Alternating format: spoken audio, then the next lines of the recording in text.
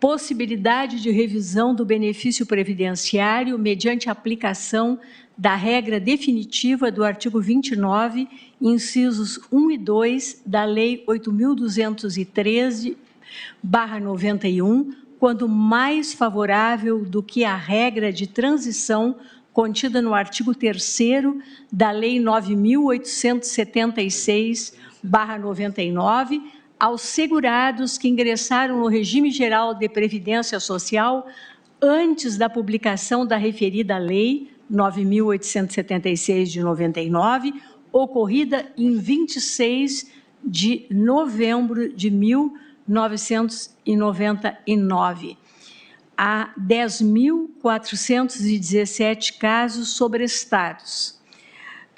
E o feito diz com as ODS 10, redução das desigualdades, e 16, paz, justiça e instituições eficazes.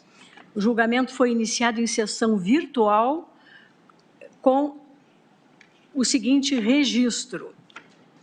Após o voto do ministro Marco Aurélio, relator, que negava provimento ao recurso extraordinário e propunha a fixação da seguinte tese, tema 1102 da repercussão geral, aspas, na apuração do salário de benefício dos segurados que ingressaram no regime geral da Previdência Social até o dia anterior à publicação da Lei 9.876 de 1999 e implementaram os requisitos para aposentadoria na vigência do diploma, aplica-se a regra definitiva prevista no artigo 29, incisos 1 e 2 da Lei nº 8.213 de 1991, quando mais favorável que a norma de transição. E registra-se na ata os votos que se sucederam, mas, posteriormente, houve pedido de destaque pelo ministro Nunes Marques, né, o que enseja a renovação. Ao doutor Miguel Cabreira Calm, Procurador-Geral Federal, que fará sustentação presencialmente pelo recorrente, Instituto Nacional do Seguro Social. Até 15 minutos, doutor Miguel. Está com a palavra. A Procuradoria-Geral Federal, neste ato representada pelo Instituto Nacional do Seguro Social, vem a esta honrosa tribuna apresentar sua compreensão acerca do tema número 1102 da repercussão geral, na qual se discute a tese da revisão da vida toda. Traz, para tanto, 6 argumentos que demonstram a necessidade do provimento do recurso extraordinário do INSS, interposto em face do acordo do Superior Tribunal de Justiça, que reconheceu ao segurado, na apuração de seu salário de benefício, o direito à opção entre a regra estabelecida no artigo 3º da Lei nº 9.876, de 1999, e a regra prevista no artigo 29, incisos 1 e 2, da Lei nº 8.213, de 1991. Como primeiro ponto, excelências, tem-se a impossibilidade de subversão do princípio da isonomia e a inexistência de regra de transição mais gravosa. Com a devida vênia, não há que se falar em tratamento privilegiado aos segurados que se filiaram ao regime geral da Previdência Social após a Lei 9876, em detrimento daqueles que já estavam filiados à data da publicação do diploma legal. Ora, nenhum deles, filiados antes ou depois da publicação da citada lei, pode, em hipótese alguma, computar salários de contribuição anteriores a julho de 1994. Os primeiros, por expresso imperativo legal, os últimos, por consequência lógica da filiação ocorrida tão somente após 1999. A regra constante do artigo 29 da Lei 8.213, com a redação dada pela Lei 9876, possui natureza jurídica de regra geral, sendo aplicável aos segurados filiados ao RGPS a partir de 29 de novembro de 1999, data da vigência da citada alteração normativa. É evidente que esses novos segurados iniciaram período de base de cálculo a contar de novembro de 1999, não possuindo filiação previdenciária anterior e, por conseguinte, inexistindo salários de contribuição anteriores a julho de 1994, quando do advento do Plano Real. Dessa forma, é fático e juridicamente impossível que um segurado que se filiou à RGPS somente a partir da vigência da Lei nº 9.876, aposentando-se conforme o artigo 29, incisos 1 e 2 da Lei nº 8.213, tenha no seu cálculo de salários de contribuição anteriores ao Plano Real.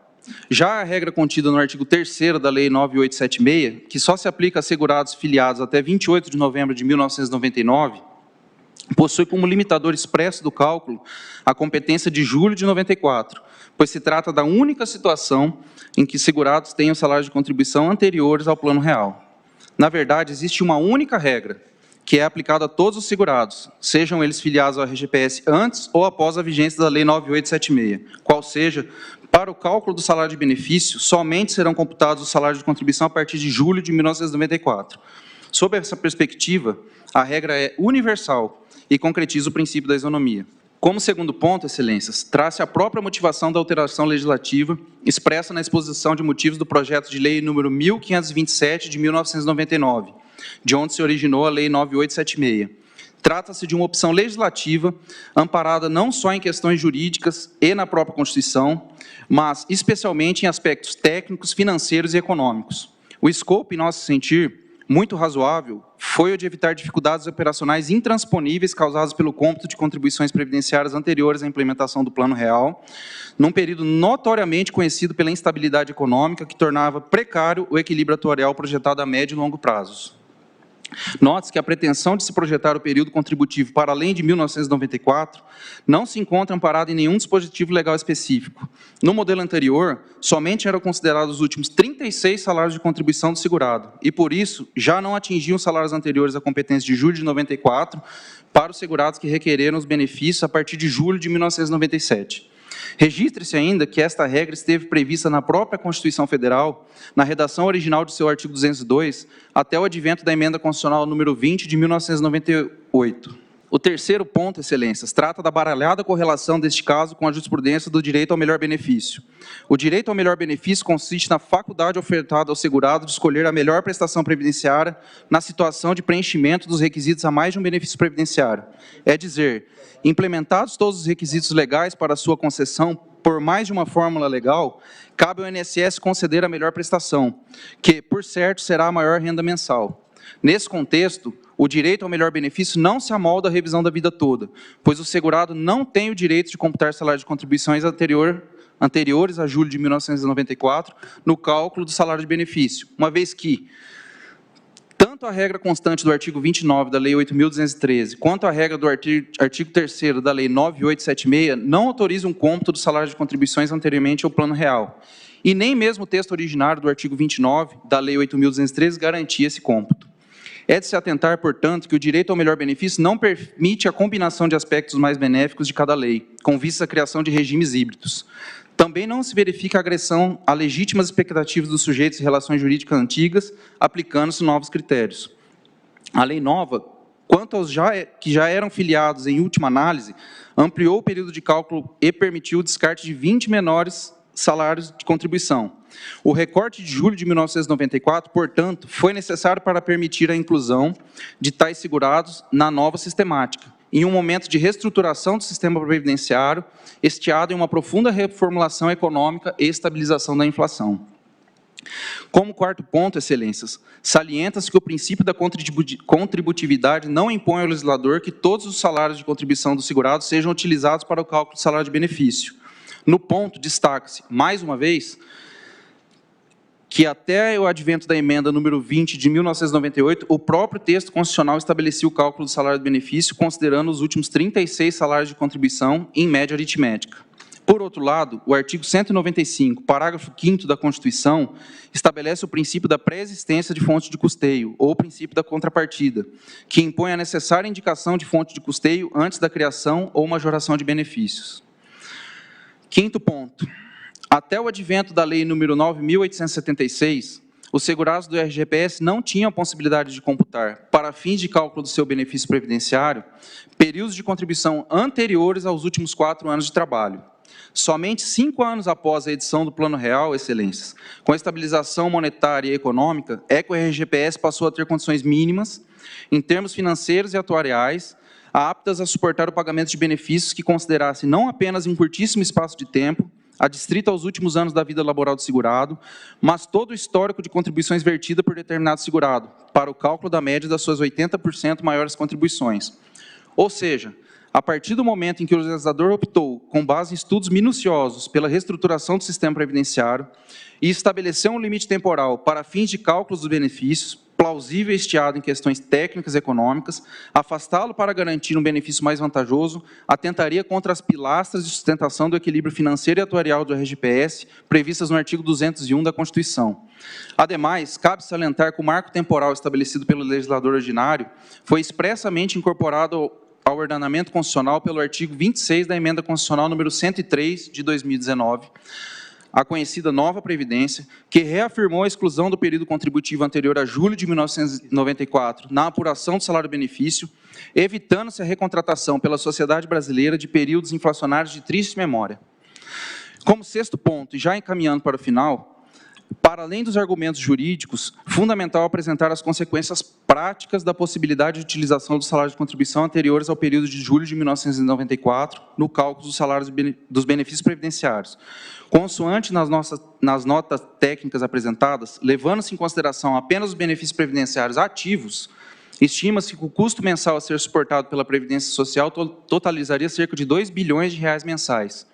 Quanto aos pagamentos retroativos, respeitada a prescrição quinquenal, teríamos um montante aproximado de 120 bilhões de reais de pagamento imediato. Se projetarmos uma expectativa de vida média dos beneficiários, com benefícios ativos, em 15 anos, ter-se-ia estimativa de 360 bilhões de reais. Há ainda o impacto operacional, com transtornos na rotina de concessão de benefício e consequente incremento de despesas de natureza administrativa, com potencial de aproximadamente 52 milhões de requerimentos de revisão, gerando um verdadeiro colapso no atendimento do INSS, e lembrando que a fila que se formará prejudicará especialmente segurados que já não contam com renda mensal atualmente, em detrimento daqueles que terão seu benefício revisado. Com essas considerações, Excelências, o Instituto Nacional de Seguro Social agradece a atenção e pugna pelo provimento do recurso extraordinário para que seja fixada a tese em regime de repercussão geral, no sentido da constitucionalidade do artigo 3º da Lei 9876, não se podendo reconhecer ao segurado que ingressou na Previdência antes da publicação desta lei a faculdade de escolher entre a regra do artigo 3º da Lei nº 9.876, de 1999, e a regra do artigo 29, incisos 1 e 2 da Lei 8.213, de 1991. Muito obrigado a todos. Agradeço ao doutor Miguel e passo a palavra à doutora Gisele Lemos. Vou pedir à doutora Gisele que me ensine a pronunciar o seu segundo sobrenome. É difícil mesmo, ministra. Kravchichin. Kravchichin. Não é tão difícil, né? Mas, enfim, assim, na leitura, a doutora Gisele vai falar pelo recorrente Vanderlei Martins de Medeiros, também pelo prazo regimental de até 15 minutos. Muito obrigada. Uma boa tarde a todos, excelências. Cumprimento a todos os ministros na pessoa da nossa presidente, ministra Rosa Weber. Cumprimento também aos alunos, aos procuradores, aos colegas advogados aqui presentes. Falo, então, em nome da parte e que hoje defende o direito à revisão do seu benefício, baseado no direito ao melhor benefício, algo que essa Corte já julgou, inclusive no tema 334, em repercussão geral, então não é um tema novo, também não é nossa primeira reforma da Previdência, não é nossa primeira regra de transição que venha a ser comparada com uma regra permanente. Obrigada. E o fundamento dessa tese ele é simples. Existem duas normas, e por mais que se tente confundir, é muito claro entender que existem duas normas, porque elas estão em dois locais diferentes. Nós temos uma norma dentro da lei geral, a 8.213, que é o nosso plano de benefícios, e a norma de transição prevista no artigo 3º da Lei 9876, de 99. Então, é claro que existem duas normas, e sempre que a reforma vem e muda a regra de cálculo, e como eu disse, não é a primeira vez que isso acontece, a gente teve uma recente agora em 2019, o legislador se preocupa em trazer uma regra de transição que venha amenizar os efeitos. E essa regra de transição fica presente na norma que criou a mudança, que é a 9876, portanto, o artigo 3º. Mas a regra geral, ela é acessível a todos, e é só isso que esse segurado deseja e que muitos outros segurados.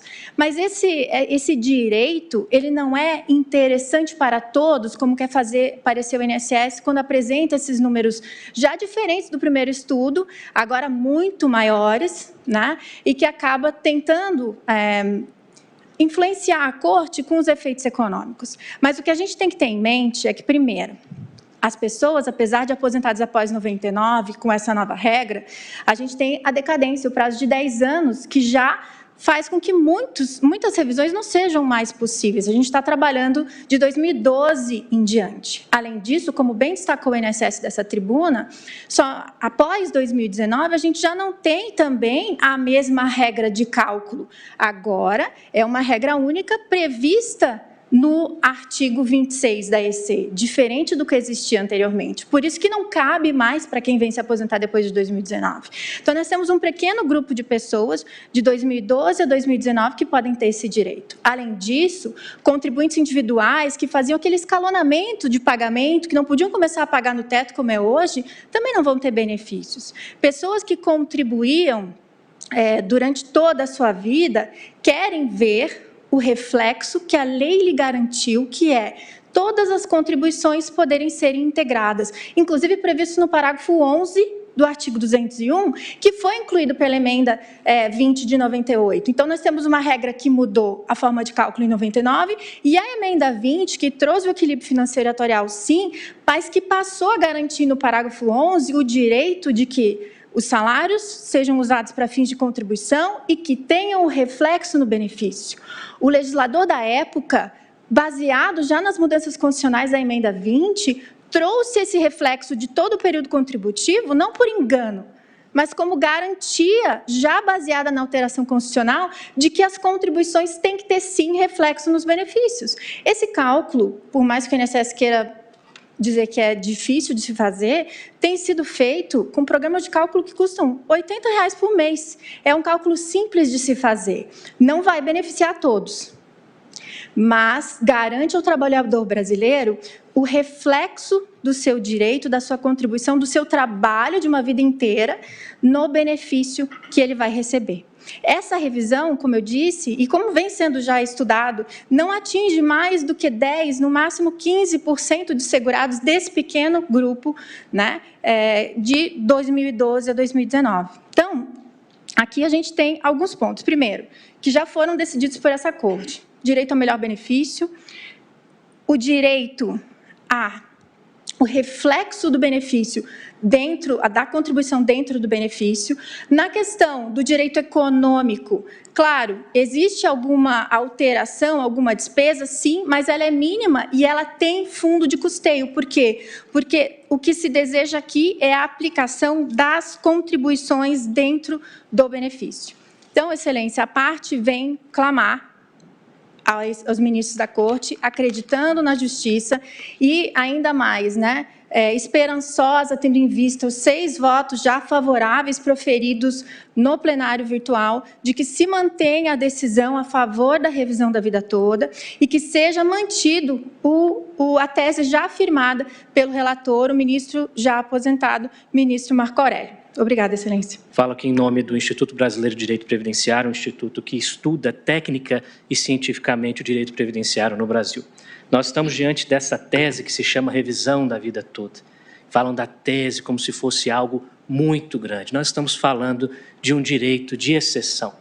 Não vou ficar aqui me atendo ao direito em si, que a doutora Gisele Cravin-Chinchim já trouxe. O IBDP corrobora, concorda com a tese da parte autora, hora recorrida.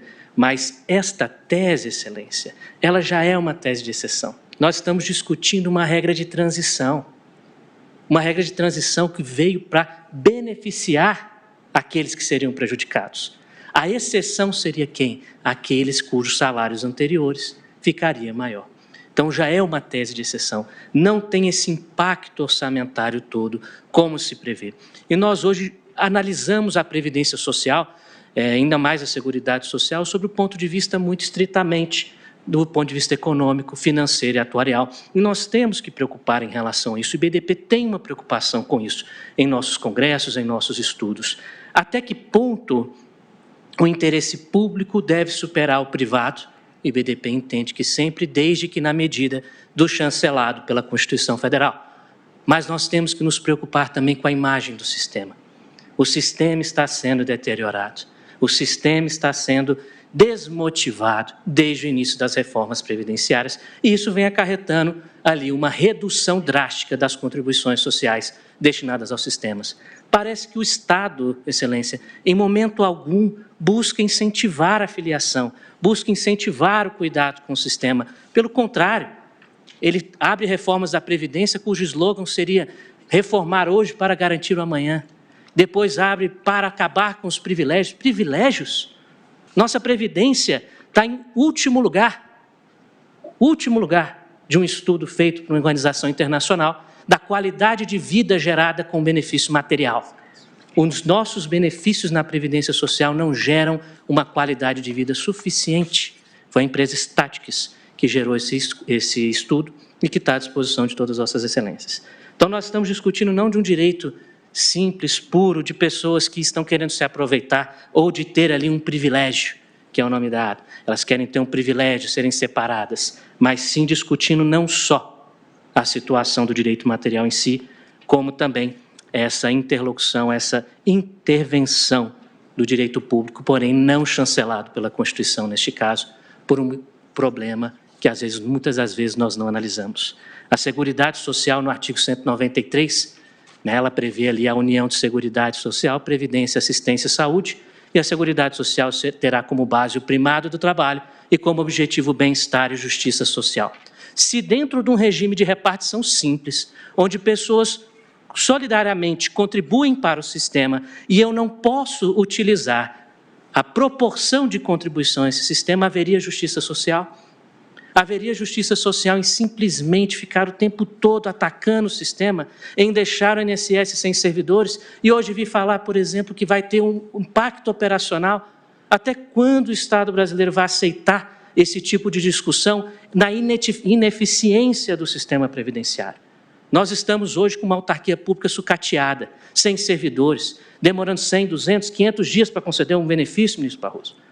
E hoje aqui nós estamos discutindo.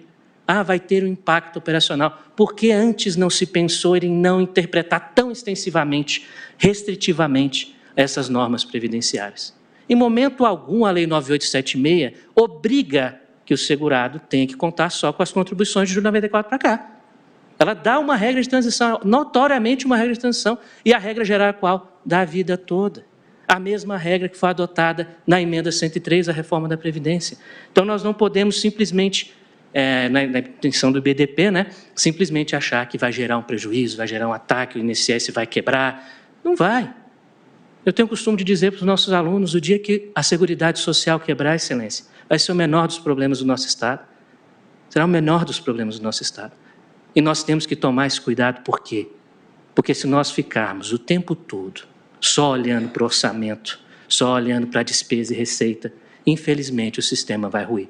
E se ruir, ele destrói a Seguridade Social. Se o sistema de previdência social ruir, a Seguridade Social vai ruir.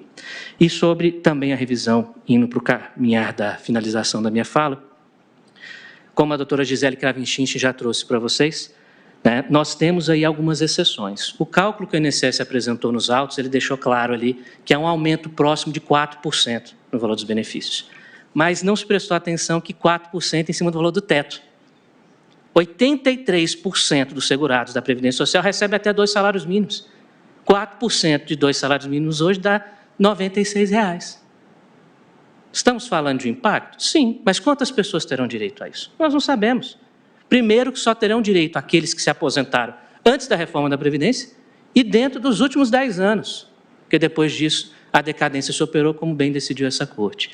A decadência se opera, inclusive, no direito ao melhor benefício, tema 334. Também temos a questão da prescrição das parcelas. Nós não vamos executar todas as parcelas de todos os 10 anos ou de toda a aposentadoria. É só do quinquênio que antecede a ajuizamentação. E aí vem a parte mais interessante. Quase nenhum segurado busca fazer cálculos A maioria esmagadora dos segurados não tem direito a essa revisão. E o aumento não é tão exponencial como se diz. Até o próprio estudo do governo fala que é 4% de aumento. Então, esse impacto que citam também é complicado. E, por fim, dentro dessas considerações sobre o impacto, vale considerar, agora nós, na lida direta com o segurado, na lida direta com o contribuinte, que quem tem registros anteriores a 94 não guardou nenhum documento. Ele não tem contra-cheque. Como que esse segurado, se não estiver registrado no CNIS, vai comprovar as contribuições anteriores para fins de cálculo? E sabe o que acontece, Excelência? Se não tiver essa prova, coloca salário mínimo no cálculo. E o salário mínimo vai derrubar o benefício. Por isso que, para a maioria dos casos, esta revisão não é vantajosa e deve ser tratada com cuidado. O alarde que fazem em torno dessa revisão deve ser tratado pelos órgãos competentes de controle profissional, porque realmente o IBDP entende em muitas das situações que há um abuso de informação, um abuso de tratamento dessas teses. Eu agradeço, em nome do Instituto Brasileiro de Direito Previdenciário, agradeço a oportunidade de sermos recebidos como amigos da Corte e contamos com Vossas Excelências para não dar provimento ao recurso extraordinário do INSS. Desejo a todas Vossas Excelências uma boa tarde. É um enorme prazer estar aqui, por meio do IEPREV, Instituto de Estudos Previdenciários, debatendo a tão falada revisão da vida toda, mas que poucas pessoas conhecem ela realmente na prática. A revisão da vida toda, ela é uma interpretação de que jamais a regra de transição pode ser mais desfavorável do que a regra permanente. O reflexo disso é que sejam aplicadas as contribuições anteriores a julho de 94 no benefício. O intuito do legislador é principiológico, que a criação de uma regra de transição sempre é para abrandar, jamais prejudicar, como ocorreu para alguns segurados. Eu trouxe aqui uma lição na DI 3104, onde o ministro Gilmar Mendes, ele usa uma metáfora que eu acho muito interessante para o sistema previdenciário brasileiro. Ele fala que é uma corrida, abro aspas, é uma corrida de obstáculos, onde os obstáculos são móveis. Isso se mostra pela tamanha imprevisibilidade que o contribuinte encontra com relação à sua aposentadoria. Isso afeta a credibilidade do sistema previdenciário, como bem disse Dr. Diego Queruli. O sistema previdenciário brasileiro, ele passa a perder sua credibilidade, ainda mais sendo uma seguradora. Para garantir mudanças previdenciárias menos traumáticas, as regras de transição são um mecanismo extremamente hábil para garantir a estruturação do direito intertemporal com a tensão entre a segurança jurídica e o dinamismo do direito. As regras de transição, elas unem a evolução social, o progresso do direito e, principalmente, o respeito às relações já existentes. Elas prestigiam a boa-fé e a expectativa naqueles que se submeteram à legislação anterior, na esperança de obterem a contraprestação esperada. Isso foi muito bem destacado, até mesmo, no parecer do Procurador-Geral da República nesse processo, completamente favorável, opinando favorável esse direito dos aposentados. Em uma exposição, em uma interpretação teleológica, jamais o legislador ele vai criar uma regra de transição que não abrande os efeitos da nova legislação. Isso está até mesmo expresso na exposição de motivos da Lei 9876, em seu artigo 3º, onde ele cita que ela é criada para mitigar, jamais prejudicar. Eu trago aqui que esse é o entendimento também do Supremo Tribunal Federal. O saudoso ministro Teori Zavascki, no RE 524189, quando o Supremo foi chamado para tratar do pedágio na aposentadoria por tempo de contribuição, ele dizia, é absurda uma regra de transição ser mais desfavorável que uma regra permanente. E é o que a gente está pedindo aqui nesse caso, que seja aplicada a regra de transição quando a regra permanente ela for mais prejudicial. Eu vou trazer aqui um exemplo. Vamos pensar no senhor José. O senhor José ele tem 3 décadas de pagamento ao INSS, 30 anos de forma compulsória contribuindo. Ocorre uma mudança previdenciária. Seria completamente injusto, esse é o pensamento do legislador, trazer uma regra, como o seu José ele não pode aposentar pela regra antiga, porque ele tem uma expectativa de direito, e aqui não existe uma proteção constitucional a essa expectativa, mas que pelo menos em razão à sua boa-fé, essa expectativa, o legislador ele cria uma homeopatia jurídica, um meio termo, que é a regra transitória. Só que, em alguns casos, a regra para o seu José ela foi mais desfavorável do que a do João, que nem contribuído tinha, que nem filiado era. Prevendo essa injustiça nos casos práticos, a regra de transição ela vem para abrandar os efeitos. Canotilho, ele preceitua, abro aspas, o homem necessita de segurança para conduzir, planejar e conformar autônoma e responsavelmente a sua vida. Por isso, desde cedo, se consideram os princípios da segurança jurídica como elemento constitutivo do Estado de Direito. E aqui o principal ponto que a gente defende hoje, que o Supremo Tribunal Federal garanta para esses aposentados, a manutenção do princípio da segurança jurídica, pilar do Estado Democrático de Direito, e qualquer abalo custa muito caro para a nossa sociedade. Não há qualquer hibridismo. Nós não pedimos o melhor de uma lei e o melhor de outra, nesse caso, conforme é vedado pelo STF.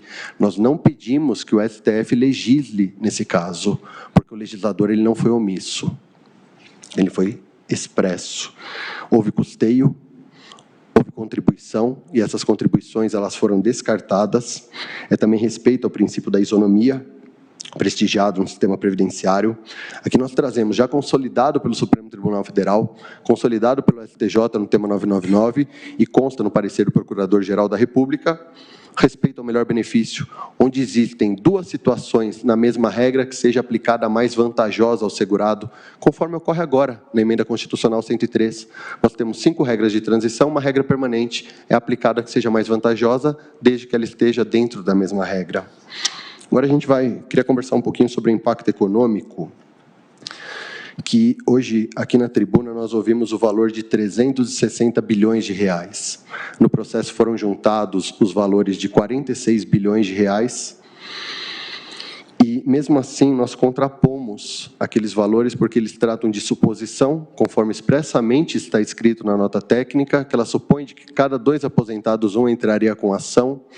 O valor médio pago pelo INSS no ano de 2020, ele era de 1.349,05, enquanto na nota técnica está tratado com um valor de 3.386,91, quase triplicou o valor, e o custo estrutural, tudo já está no CNIS.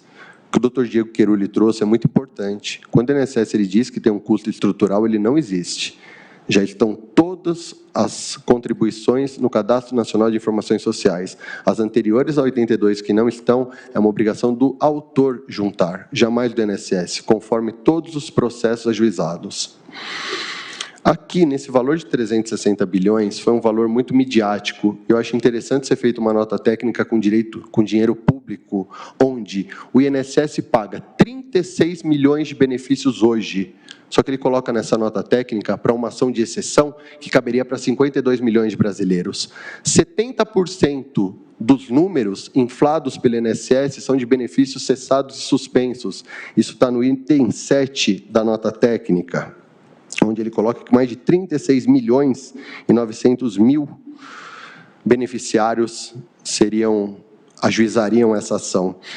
E muito bem pontuou e fundamentou o senhor ministro Nunes Marques, abro aspas, excepcionalmente, aqui e ali, haverá um trabalhador que teve altos salários e depois caiu no fim da carreira. Mas isso é raro.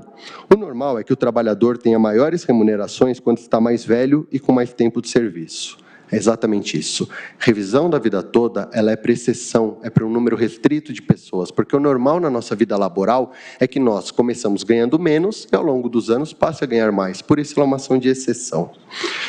E, nesse parecer, o INSS ele deveria também colocar todo o valor que lhe ficou dos aposentados desde 1999, lesando esses aposentados, aplicando uma regra de transição mais desfavorável do que a permanente, estando na mesma lei. Eu gostaria de agradecer a oportunidade, fico imensamente honrado, em nome do IEPREV, em estar nessa tribuna, e nós opinamos pelo desprovimento do recurso extraordinário do INSS por manutenção à segurança jurídica e também à vontade do legislador. Muito obrigado. Excelentíssima ministra Rosa Weber, presidente, na pessoa de quem saúdo os demais ministros e a ministra Carmen Lúcia, nesse momento não presente, excelentíssimo Procurador-Geral da República e demais colegas presentes e serventuários presentes ao julgamento.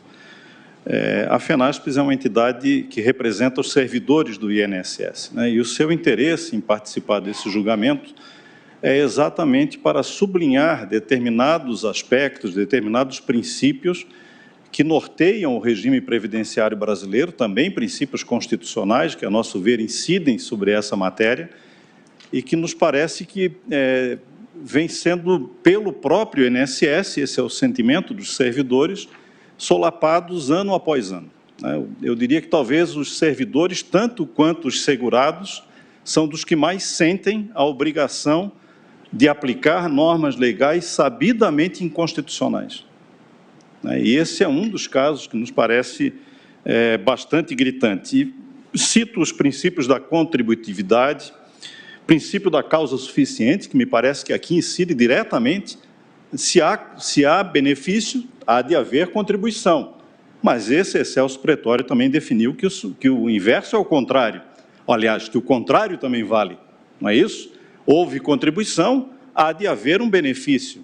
Se essas contribuições anteriores a 1994 alteram o valor desse benefício, necessariamente pelo princípio da causa suficiente, essas contribuições hão de fazer parte do cálculo final do benefício dessas pessoas.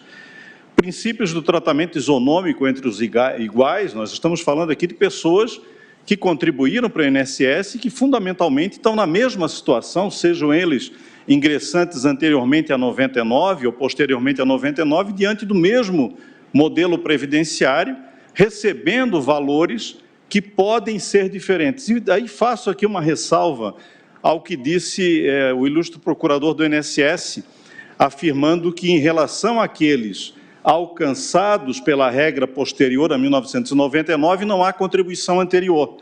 O procurador esqueceu que nós temos também o regime de compensação financeira na Previdência Social. Alguns servidores públicos que deixaram de sê-lo e ingressaram no regime geral de previdência posteriormente a 99, têm o direito de levar as contribuições que verteram para o regime próprio de previdência, seja da União, dos estados, de alguns municípios que organizaram regimes próprios de previdência. Levar essas contribuições para fim de definição do benefício de um ingressante após 1999. Então, não é verdadeiro que aquela regra só se destina àqueles que efetivamente têm contribuições posteriores. Aliás, Excelência, se nós retrocedermos um pouco lá a 1994 e depois a 1999, por que essa regra foi criada em substituição às 36 contribuições? Eu peço que Vossas Excelências atentem para a exposição de motivos da lei. A exposição de motivos dessa lei me parece bastante clara. A justificativa apresentada à época pelo ministro Valdec Ornelas e, portanto, sufragada pelo presidente da República, Fernando Henrique Cardoso, que enviou o projeto de lei ao Congresso Nacional, dizia que era injusta a forma de definição dos benefícios anteriores, de 36 contribuições. Socialmente injusta. Por quê? Porque só aqueles que têm maior renda têm maiores contribuições nas últimas 3. Aqueles que têm baixa renda têm uma curva remuneratória declinante ao longo da vida, porque a situação de desemprego estrutural no Brasil joga essas pessoas aos 45, aos 50 anos de idade no subemprego, ou no emprego em valores de um salário mínimo. Portanto, essas pessoas é que precisavam de contribuições mais alongadas, exatamente aqueles setores da Previdência Social com os quais a gente mais deveria ter uma preocupação social, e foi esse o projeto naquela época. Inicialmente, pegando as contribuições de 94 para frente, por um problema na época organizacional. Nós tínhamos saído do Plano Real e, portanto, fazer a migração de um mês anterior para o posterior gerava algumas dificuldades naquela época. Então, de início, se pegou as contribuições de 94 para frente, mas logo depois as contribuições da vida toda, porque o INSS já tinha estrutura suficiente para aproveitar as contribuições de todo o período contributivo. Então, me parece que a exposição de motivos, aliás, ao ser uma exposição de motivos de uma lei, me parece que ela traz um outro componente para esse julgamento, que é a incidência da teoria dos motivos determinantes. Ora, se o motivo determinante para aquela norma legal ser editada era alargar ao máximo as contribuições, o levantamento das contribuições, exatamente para ser coerente com a ideia de regime previdenciário contributivo, que se consolidou principalmente de 93 e de 98 para frente, então, necessariamente, nós tínhamos que buscar contribuições mais pretéritas. Ora, se foi esse o motivo determinante da norma, e está lá escrito na exposição de motivos que era esse o motivo determinante, então, esse motivo determinante haveria de ser respeitado em relação a todos quantos pudessem ser beneficiários dessa nova norma legal. No momento em que a lei não o fez, no momento em que ela separou, né, aqueles ingressantes até novembro de 1999 dos ingressantes posteriormente a 1999, a nosso ver, então, ela feriu o princípio do motivo determinante, feriu princípios da razoabilidade, porque já foi dito aqui da tribuna, não é razoável que alguém tenha uma regra de transição pior do que a regra permanente. Aliás, excelências, é bom lembrar que todas as emendas constitucionais posteriores, emenda 20, emenda 41, emenda 47 e emenda 103, todas elas criaram regras de transição, mas tiveram a preocupação de dizer expressamente, salvo o direito de optar pela regra permanente, se lhe for mais favorável, vale determinada regra de transição. É isso que nós estamos julgando hoje. É exatamente a mesma coisa. Então, se as emendas constitucionais tomaram esse cuidado, tiveram esse cuidado, todas elas, é pensar que uma lei poderia pensar ou agir ou aplicar a norma de forma diversa até das próprias emendas constitucionais, me parece que não tem o menor fundamento na razoabilidade e na proporcionalidade. Por fim, excelências, quando a Procuradoria do INSS fala em problemas estruturais, seria interessante lembrar, vossas excelências, que há 2 anos o INSS lutou internamente no governo federal, esse INSS que não tem estrutura, segundo disse aqui o Procurador-Geral Federal, esse INSS quis assumir a responsabilidade pela administração do regime próprio de previdência da União. E fez isso numa disputa interna no governo, e há decreto já estabelecendo o INSS como administrador do regime próprio, que é um regime diferente, que tem regras de transição ainda com princípios de integralidade e paridade que nunca existiram no regime geral de previdência, portanto, um grau de complexidade, ou pelo menos de diversidade, com o regime geral bastante interessante, bastante importante, e esse INSS teve estrutura para assumir cerca de 1 milhão de benefícios da União Federal. Esse INSS que não tem capacidade para fazer o cálculo de 14 mil pessoas, ou de 15 mil, ou de 20 mil, ou de 30 mil. Isso não é absolutamente verdade. Os sistemas hoje têm toda a capacidade de fazer esses cálculos, como já foi dito aqui da tribuna diversas vezes. Portanto, são as questões que nós gostaríamos de trazer em nome da FENASPES à apreciação de vossas excelências, acreditando que o resultado do julgamento em processo no plenário virtual dessa Corte se manterá, e esperando que a gente possa, aí, com essa decisão do Supremo Tribunal Federal, fazer jus, né, e justiça a esse grupo de pessoas que foi injustiçada com um tratamento diferenciado que não nos parece ter qualquer balizamento nos princípios constitucionais da razoabilidade, da proporcionalidade e da finalidade. Obrigado e um bom final de trabalho para vossas excelências. A matéria foi amplamente discutida, não só nesta sessão, mas no plenário virtual. Inclusive, foram colhidos votos, 6 votos foram manifestados, e, à época, nossa manifestação ministerial teria sido acolhida por esses 6 eminentes ministros julgadores.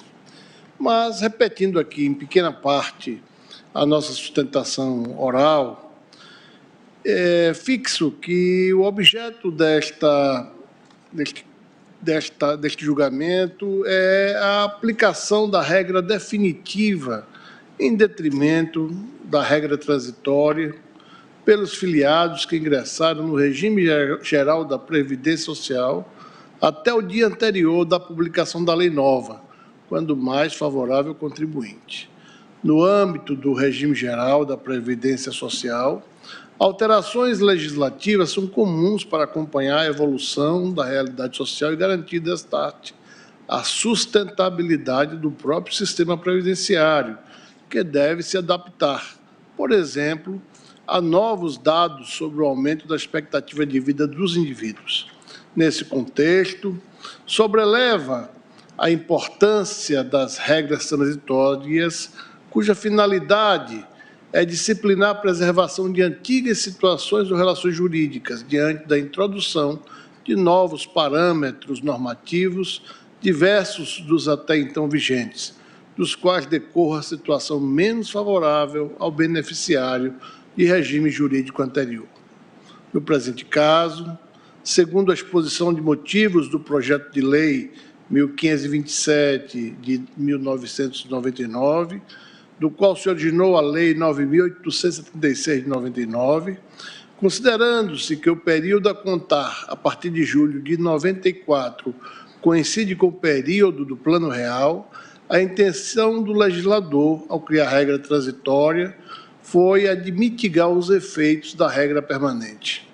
Ou seja, ter-se-ia buscado preservar o valor das aposentadorias em relação aos efeitos dos altos índices de inflação do período anterior a este marco temporal, que vigorou inicialmente no período em que foi instituído o Plano Real, beneficiando, assim, o interesse dos segurados. A motivação expressa da regra de transição do artigo 3º da Lei 9.876 de 1999 seria proteger os segurados já afiliados ao regime geral antes do início de sua vigência, o que se harmoniza com a finalidade típica das normas de transição de regimes previdenciários, que tem por base garantir a segurança jurídica das relações e, especialmente, a confiança do cidadão na atividade do Estado, que possa interferir no plano de legítimos interesses fundados na Constituição. Atente-se, data vênia, para a circunstância de que a regra de transição do artigo 3º da Lei 9.876, de 99, não vem confrontada com regra de sistemática anterior, mas com regra permanente da nova sistemática. Este aspecto é particularmente relevante, pois não se cogita de discutir direito adquirido a regime jurídico pretérito, ou de se invocar direito adquirido a situações em que o ciclo aquisitivo do benefício previdenciário não se completara. O que se tem aqui é que a Lei 9.876 de 99 trouxe nova sistemática para o cálculo do benefício previdenciário e para reduzir o efeito drástico que a nova disciplina poderia representar, notadamente no tocante aos segmentos de menor renda, a própria Lei 9.876, que criou a norma de transição. A nova norma de transição, todavia, que visa proteger os segurados dos eventuais efeitos deletérios da nova regra permanente, não há de incidir em situações nas quais o prejuízo maior resultaria da aplicação da norma transitória. A opção legislativa foi a de estabelecer regras de transição que atenuassem os efeitos das novas regras aos segurados já afiliados, em caráter protetivo, e não para que fossem prejudicadas situações anteriores. A percepção do melhor benefício consiste na possibilidade de cálculo ou revisão da renda mensal inicial de benefício, à época em que já implementados os requisitos para sua fruição, sob condição mais vantajosa. Desconsiderar o efetivo recolhimento das contribuições realizadas antes da competência de julho de 1994 vai de encontro ao direito ao melhor benefício e à justa expectativa do contribuinte, amparado no princípio da segurança jurídica, de ter consideradas na composição do salário de benefício as melhores contribuições de todo o seu período contributivo. Desse modo, a partir de uma interpretação teleológica da regra transitória em questão, como consignado em sede de recurso no Superior Tribunal de Justiça, que se manteve no campo da interpretação infra e sem descer a um suposto reconhecimento tácito de inconstitucionalidade, há de se aplicar a regra permanente do artigo 29, inciso 1 e 2 da Lei 8.213, de 91, na apuração do salário de benefício, quando mais favorável ao contribuinte. Em suma, senhora ministra, presidente, senhores ministros, quando, no contexto normativo da nova disciplina geral de cálculos dos benefícios previdenciários, uma regra de transição é contemporaneamente criada ao lado da nova regra permanente para minorar-lhe os efeitos eventualmente nocivos, será a norma permanente a prevalecer, quando entre as duas novas disposições, a de cunho permanente se revelar no caso concreto mais benéfica ao segurado. Noutro dizer, na nova sistemática, a prevalência em cada caso concreto entre a nova regra permanente e a coetânea regra de transição será definida em favor daquela que apresente efeitos mais benéficos ao segurado.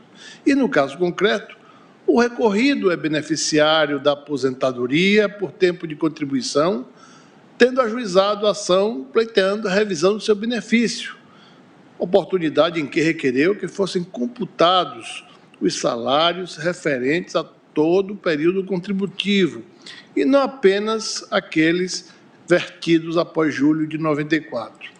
Considerando que o recorrido ingressou no regime geral da Previdência Social antes da publicação da Lei 9.876 de 99 e que a teleologia que preside a regra de transição é do melhor benefício possível ao contribuinte, entende-se data vênia ser aplicável na espécie a regra mais favorável do artigo 29, incisos 1 e 2 da Lei 8.213 de 91, tal qual assentado na Corte a Cor.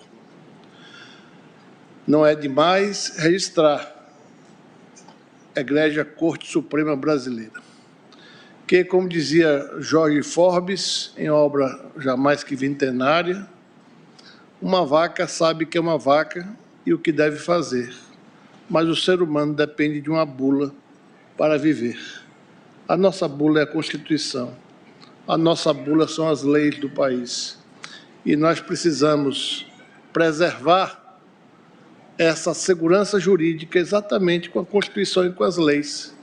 E é assim que temos, na ciência do direito, no direito constitucional, na hermenêutica constitucional, as condições de preservar direitos adquiridos por todo e qualquer segurado que, porventura, tenha cumprido com todos os seus requisitos legais ao tempo e modo devidos.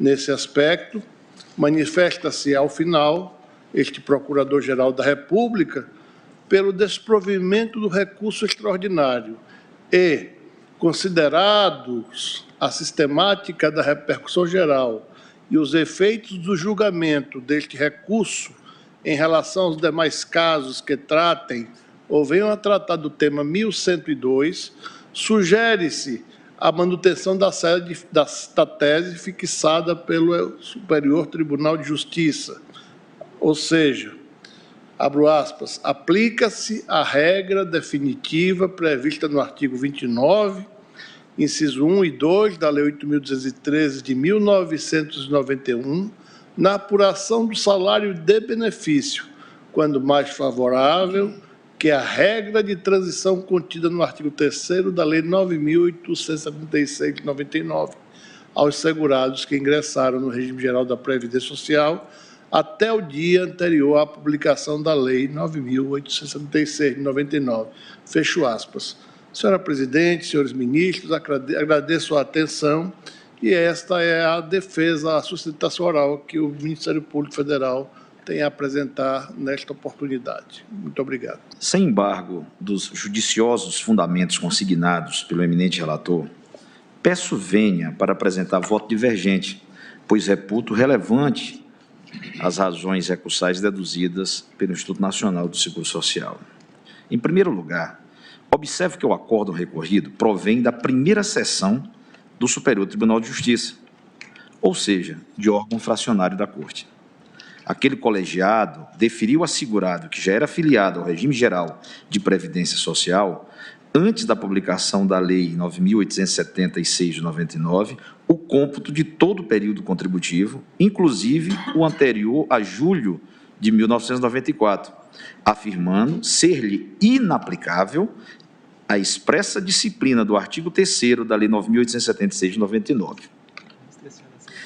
Em vez da norma ali contida, invocou outra, a do artigo 2º do mesmo diploma legal, que alterou o artigo 29 da Lei 8.213 de 91 e se dirige a segurados filiados ao regime geral da Previdência Social após o advento da referida Lei 9.876. Esse seria um problema apenas de legalidade, de modo que o recurso extraordinário não deveria nem sequer ser conhecido, não fosse a circunstância de a invocação da norma do artigo 2º da Lei 9.876 de 99 ter ocorrido não por erro ou inadvertência, mas por haver o Superior Tribunal de Justiça assumido que o legislador ordinário andou mal ao estabelecer uma regra de transição supostamente mais gravosa que a regra permanente. Assim, o STJ fez crítica à lei, naturalmente sob o influxo de valores constitucionais que reputou agredidos pelo legislador, o que é nada mais, nada menos, verdadeiro controle de constitucionalidade. Com efeito, o Superior Tribunal de Justiça reprovou a solução legislativa ao entendimento de que o aludido dispositivo legal, me refiro ao artigo 3º da Lei 9.876 de 99, não era compatível com os princípios constitucionais da contrapartida, da isonomia e da razoabilidade. É certo que não é estranho ao STJ o controle de constitucionalidade das leis, mesmo no bojo de recurso especial, se a controvérsia constitucional surge como antecedente lógico necessário para a deliberação da questão legal. Ocorre que, no caso, o Superior Tribunal de Justiça, em vez de devolver o conhecimento da matéria à sua Corte Especial, que deliberaria em nome do plenário, conforme expressamente previsto no artigo 97 da Constituição Federal, escolheu exercer verdadeiro controle difuso de constitucionalidade por órgão fracionário inferior, em evidente infringência ao enunciado vinculante número 10 da súmula do Supremo Tribunal Federal. Viola a cláusula de reserva de plenário, artigo 97 da Constituição Federal, a decisão de órgão fracionário de tribunal que, embora não declare expressamente a inconstitucionalidade de lei ou ato normativo do poder público, afasta sua incidência no todo ou em parte. A tão só violação da cláusula de reserva de plenário constitui razão suficiente para a cassação do acórdão recorrido, mas melhor sorte não socorre a pretensão do recorrido também no mérito da questão. Antes de tudo, é de ver-se que a tese exposta pelo recorrido e acolhida pelo STJ repousa, em última análise, na ideia de isonomia. O autor, ora recorrido, que caiu sob a incidência do artigo 3º da Lei 9.876 de 99, por ser filiado ao regime geral da Previdência Social, antes da vigência desse diploma legal, pretende ver a si aplicada a regra do artigo 29 da Lei 8.213 de 91, com a redação dada pelo artigo 2º da Lei 9.876 de 99, ao argumento de que a situação criada por essa última para os novos segurados seria mais vantajosa, embora claramente não tenha sido direcionada a ele, recorrido, tampouco aos segurados em situação idêntica. Sucede que o verbete vinculante número 37 da súmula veda a invocação do princípio da isonomia como fundamento jurisdicional para a majoração de vencimentos de servidores públicos. Em caráter analógico, as razões de decidir daquele entendimento vinculante vêm sendo aplicadas à pretensão de incremento de benefícios previdenciários, como na hipótese dos autos. Menciono aí 467.458 em sede de agravo regimental, relator ministro Joaquim Barbosa. Recurso extraordinário 597.389, em sede de repercussão geral, questão de ordem, ministro Gilmar Mendes. Recurso extraordinário 567.360 em sede de embargos de declaração, relator ministro Celso de Mello. Para além disso, não há fundamento que sustente a tese de mérito deduzida na inicial, nem mesmo sob a perspectiva da isonomia. A fim de se ter uma visão global da questão jurídica em debate, a cronologia das normas de cálculo do salário de contribuição pode ser resumida, para não se retroagir muito, em 3 momentos diferentes. Primeiro momento, regra histórica, sucessão de leis ao longo de décadas, especialmente a partir dos anos 80. O salário de contribuição era calculado pela média das últimas 36 contribuições do segurado, em intervalo não superior a 48 meses. Segundo momento, regra permanente da Lei 9.876 de 99, a qual o autor quer ver aplicada a si, prevista no artigo 29 da Lei 813 e na redação dada pela Lei 9.876. Editada já sob a vigência do Plano Real, determina o cômputo de 80% de todo o período contributivo. E o terceiro momento, que é a regra de transição, Lei 9.876 de 99, permite que o segurado compute 80% de todo o período contributivo, limitado, porém, a julho de 1994. Há uma falsa premissa no argumento do acórdão recorrido, com todas as vênias. Ele pressupõe que a nova regra é mais vantajosa para os novos segurados, ou seja, aqueles após 1999, por incluir todo o período contributivo. Todavia, quando se mira a história da evolução legislativa do cálculo dos benefícios previdenciários, observa que o aumento do período básico de cálculo, PBC, sempre foi uma forma de reduzir os benefícios e não de aumentá-los. Basta ler o acórdão prolatado pelo Supremo Tribunal Federal na ADI em sede de medida cautelar 2110, julgada em 16 de março de 2000. Pode-se constatar essa verdade também ao se notar que as reformas constitucionais e legislativas, todas elas, que vieram para enxugar os gastos da Previdência, sempre aumentaram o período básico de cálculo, PBC. Em 1960, por exemplo, o PBC abrangia apenas os últimos 12 salários de contribuição, artigo 23 da Lei 3.807 de 60, Lei Orgânica da Previdência Social. Hoje, como visto, o PBC considera 80% dos salários de contribuição de todo o período contributivo. Sabe-se, ademais, que a regra de 1960 era muito mais favorável ao segurado. Logo, não é verdade que a ampliação do PBC representa sempre uma regra mais favorável. A razão é muito simples. Os trabalhadores, naturalmente, tendem a ter salários maiores na fase mais madura da vida e não no começo de carreira profissional, de sorte que, em tese, considerar todo o período contributivo será, na prática, incluir no cálculo as primeiras e presumivelmente menores remunerações do segurado no cálculo do benefício. Excepcionalmente, aqui e ali haverá um trabalhador com altos salários no início da trajetória laboral e menores remunerações adiante, mas isso é raro. O normal é o trabalhador oferir maiores ganhos quando está mais velho e com mais tempo de serviço. Creio que é preciso deixar este ponto muito bem enfatizado. Eventual revisão deferida nestes autos deverá alcançar um grupo relativamente reduzido de segurados que preencham as seguintes condições. Primeiro, estarem filiados ao regime geral da Previdência Social em 28 de novembro de 1999, isto é, antes da publicação da Lei 9.876 de 99. Segundo, terem contribuições previdenciárias anteriores a julho de 1994. E terceiro, estarem enquadrados em situação na qual o número correspondente à média aritmética simples dos maiores salários de contribuição, correspondentes a, no mínimo, 80% de todo o período contributivo decorrido, desde a competência de julho de 1994, seja menor que a média aritmética simples dos maiores salários de contribuição correspondentes a 80% de todo o período contributivo. Então, não são beneficiários do entendimento firmado no acórdão recorrido. 1. Aqueles que não eram filiados ao regime geral da Previdência Social em novembro de 99. Ou que, 2, embora o fossem, não tenham vertido contribuições substanciais antes de julho de 1994. Em outras palavras, a nova regra do artigo 2º da Lei 9.876 de 99 não é mais favorável no atacado. Ela, na verdade, tende a ser muito menos favorável para o segurado, tanto mais porque veio acompanhada do fator previdenciário. Por isso mesmo, é norma com eficácia ex nunc, já que se aplica apenas aos trabalhadores que ingressaram no regime geral da Previdência Social após 28 de novembro de 1999. Ora, quem ingressou depois dessa data automaticamente está além de 94, ipso facto. Não faz sentido dizer que, para essas pessoas, não serão considerados os salários de contribuição anteriores a julho de 94. é que elas entrarem em 99 ou mais adiante. Então, obviamente, não terão contribuições pré-94. Aqueles que, como recorrente, estão no regime geral da Previdência Social desde antes de 28 de novembro de 1999, pretendem, na verdade, extrair uma retroatividade não prevista em lei, sob o argumento da isonomia. Só que não há isonomia alguma nessa interpretação.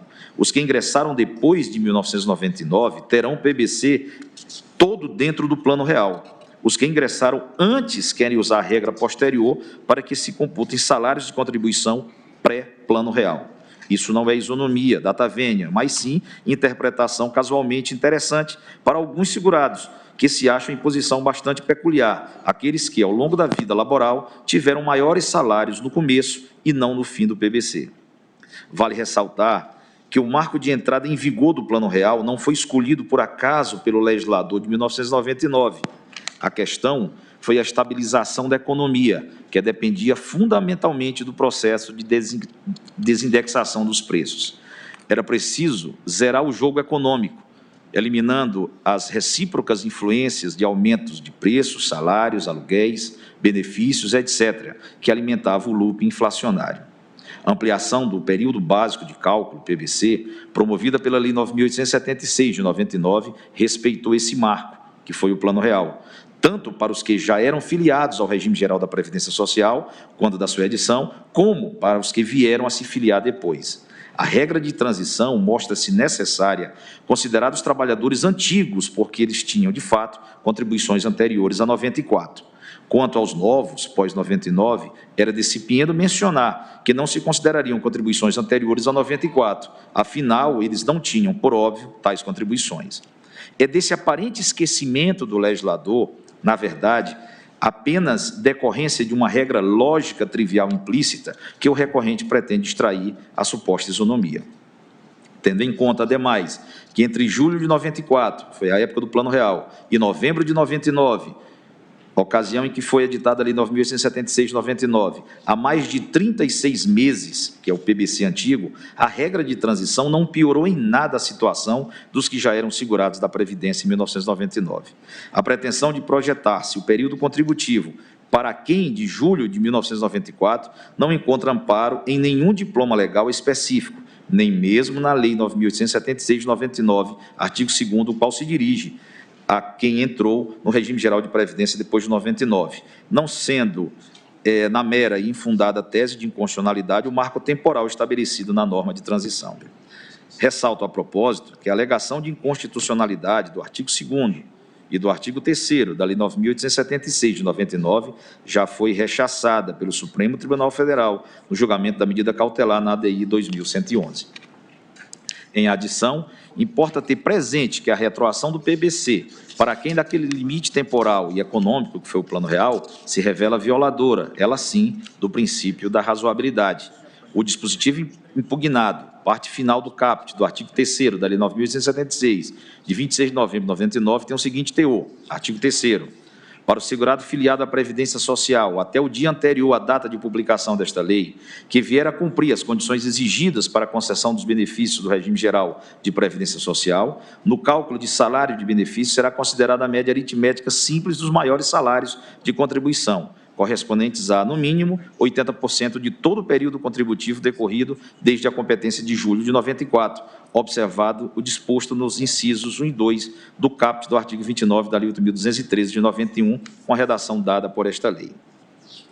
A limitação temporal estipulada no artigo 3º da Lei 9.876 de 99 se apresenta uma opção legislativa que teve como razão de ser o razoável escopo de evitar dificuldades operacionais intransponíveis causadas pelo cômputo de contribuições previdenciárias anteriores à implementação do Plano Real, período notoriamente conhecido pela instabilidade econômica, pelos frágeis registros das contribuições, pelas inúmeras dificuldades administrativas de recuperação das informações de maneira fidedigna.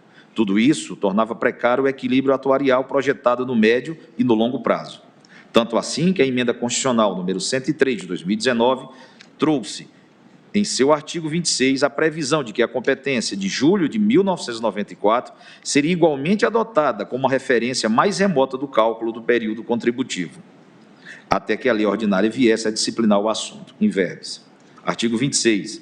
até que a lei discipline o cálculo dos benefícios do regime próprio da Previdência Social da União e do regime geral de Previdência Social, será utilizada a média aritmética simples dos salários de contribuição e das remunerações adotadas como base para contribuições e regime próprio de Previdência Social e ao regime geral de Previdência Social, ou como base para contribuições decorrentes das atividades militares, de quem trata os artigos 42 e 142 da Constituição Federal, atualizados monetariamente, correspondentes a 100% do período contributivo desde a competência de julho de 1994 ou desde o início da contribuição, se posterior àquela competência. Isso quer dizer que as normas impugnadas, artigos 2º e 3º, da Lei 9.876, de 99, não apenas foram declaradas constitucionais por essa Corte, no julgamento da ADI 2111, em sede medida cautelar, como foram elas mesmas incorporadas ao texto da Constituição pelo poder reformador. Parece bastante exagerado, com a devida vênia, afastar todo esse arcabouço normativo e jurisdicional, a fim de criar uma tese nova, a projetar uma retroatividade normativa que pode atingir mais de 3 décadas, imprevista pelo legislador e, de resto, ressuscitando antigos fantasmas econômicos que, felizmente, já superamos. Entre as incongruências, o acolhimento da tese autoral produziria ainda a anti-isonômica situação da coexistência de 2 formatos distintos para a mesma categoria de segurados filiados antes de novembro de 99. Um modelo mais restritivo, com período contributivo limitado à média de 36 contribuições em um intervalo não superior a 48 meses, e outro, bem mais benéfico e complacente, contemplando as contribuições vertidas ao longo de todo o período contributivo, apenas para resolver situações particulares que não têm representatividade para justificar o revolvimento de todo o esquema atuarial projetado pelas inúmeras reformas da Previdência. Tampouco o princípio da contrapartida, invocado como um dos fundamentos do acórdão recorrido, encontra amparo na Constituição Federal. Ao contrário, o caráter contributivo da Previdência Social, expressamente previsto no caput do artigo 201 do texto constitucional, não pressupõe a necessária correspondência entre as contribuições vertidas e o benefício que haverá a ser pago. Nesse sentido, entre muitos outros, o seguinte precedente desta Corte, recurso extraordinário 430.418, em sede de agravo regimental, o ministro Roberto Barroso. A sistemática previdenciária brasileira não é de capitalização, em que há perfeito sinalagma entre as contribuições e o valor dos benefícios. Como se sabe, o Sistema Previdenciário Nacional cobre algumas situações nas quais, inclusive, não é preciso comprovar a contribuição direta ao sistema, caso dos segurados especiais. Em outras hipóteses, como a dos benefícios não programados, pensão por morte e aposentadoria por invalidez, por exemplo, muitas vezes o segurado ou seu dependente recebe bem mais do que contribuiu. Portanto, o vínculo de proporcionalidade entre o histórico de contribuições recolhidas e o benefício efetivamente pago, invocado no acórdão, proferido pelo órgão fracionário inferior do Superior Tribunal de Justiça, também não encontra qualquer fundamento. Aqui gostaria de ressaltar um ponto importante.